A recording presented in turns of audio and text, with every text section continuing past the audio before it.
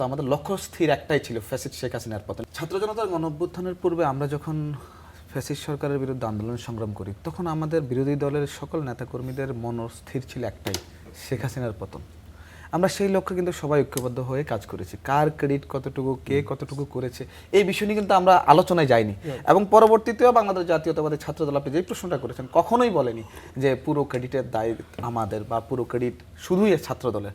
আবার ছাত্র শিবিরেও আমরা দেখতে পাচ্ছি, গতকালকে আমার ছাত্র শিবিরের সাবেক সভাপতি মাসুদ সাহেব এবং উনি সংসদ সদস্য, একজন দায়িত্বশীল নেতা, ঢাকা মহানগর জামাতের সেক্রেটারি, উনি গতকালকে বলেছে বাংলাদেশের ছাত্র জনতার অভ্যুত্থানে বা জুলাই বিপ্লবের গণ অভ্যুত্থানের একমাত্র মাস্টার মাইন্ড হচ্ছে জামাত ইসলামী এবং ইসলামী ছাত্র শিবির। এই ভিডিওটা আপনি সোশ্যাল মিডিয়াতে দেখেছেন নিশ্চয়ই। মাস্টার মাইন্ড এই কথা বলেছে, এই কথা উনি বলে থাকলে আমি নিজেটা বিরোধিতা করব। হ্যাঁ, উনি নিজেই বক্তব্য দিয়েছেন এবং এই বক্তব্য সোশ্যাল মিডিয়াতে আমরা ব্যাপক প্রচারণা হয়েছে এবং সেখানে আমি দেখেছি, আমি নিজেও খুব শুনেছি আর কি। শুনে শুনে ভাবলাম যে আমার ভাইদের কথা আর হচ্ছে মানে ওনাদের কথা এক নয় কেন।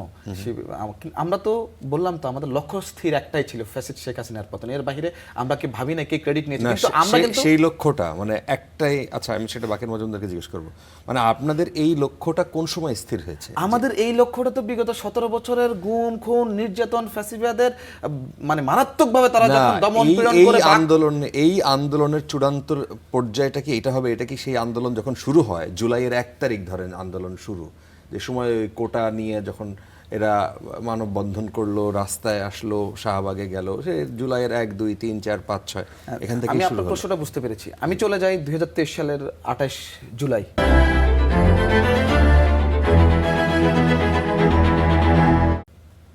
সালে 28 জুলাই বিএনপির তখনকার সময়ের ভারপ্রাপ্ত চেয়ারম্যান, বর্তমান প্রধানমন্ত্রী মাননীয় প্রধানমন্ত্রী জনাব তারেক রহমান ঘোষণা দিয়েছিলেন দফা 1 দাবি 1 শেখ হাসিনার পদত্যাগ।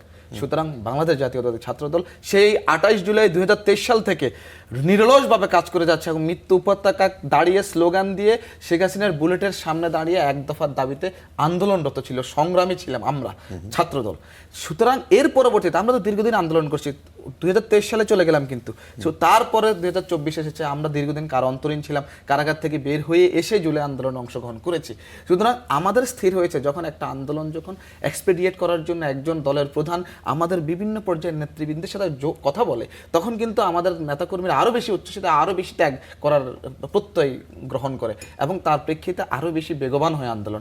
মাননীয় প্রধানমন্ত্রী যিনি তখন আমাদের অ্যাক্টিং চেয়ারম্যান ছিলেন, উনি ঘোষণা দিয়েছিলেন যে কোনো যৌক্তিক আন্দোলনে ছাত্রদল সাধারণ শিক্ষার্থীদের পাশে থাকবে এবং এই আন্দোলনটা এক্সপেডিয়েট করার জন্য যত কিছু করা দরকার, যত ত্যাগ করা দরকার, সবগুলো কিন্তু করতে হবে। এই পণ নিয়ে কিন্তু আমরা সবসময় যে কোনো আন্দোলন হতো, আমরা 18 সালের কোটা সংস্কার আন্দোলনে কিন্তু আমাদের বড় ভূমিকা ছিল। তখন যদি পতন হয়তো বা তার অনেক বছর আগে হয়ে যেত। এর আগে যত সাধারণ শিক্ষার্থীদের আন্দোলন, প্রাইভেট বিশ্ববিদ্যালয়ের আন্দোলন, সব যেটা আমরা ছিলাম, আমরা অংশগ্রহণ করেছি। কিন্তু আমাদের লক্ষ্য স্থির, আপনি যে প্রশ্নটা আমাকে করেছেন, লক্ষ্য স্থির হয়েছে 28 জুলাই 2023 সালে এবং এটা নিমিত্তে আমরা কাজ করতে পারছি।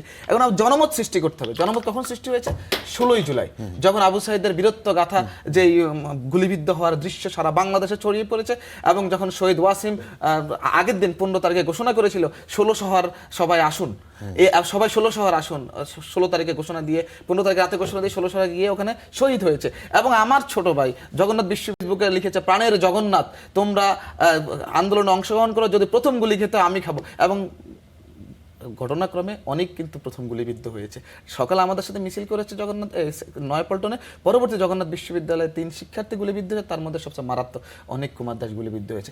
এইভাবে কি আন্দোলনের আমাদের তো এই ধারা ছিল। ছাত্রদলের 2 জনের উদাহরণ আপনাকে দিয়েছি। আমাদের ধারাটা এরকম ছিল, কিন্তু আন্দোলন যে প্রথম দিন থেকে সরকার পতনের জন্য বা ফ্যাসিস্ট শেখ হাসিনার পতনের জন্য এই আন্দোলনই মানে লক্ষ্য হয়ে যাবে, এই আন্দোলনই আমাদের জন্য কাজ হবে, সেটা আসলে আমরা চিন্তা করিনি বা ওনারা চিন্তা করেন। কিন্তু আমরা 1 দফার দাবিতে সেই 23 সালের 28 জুলাই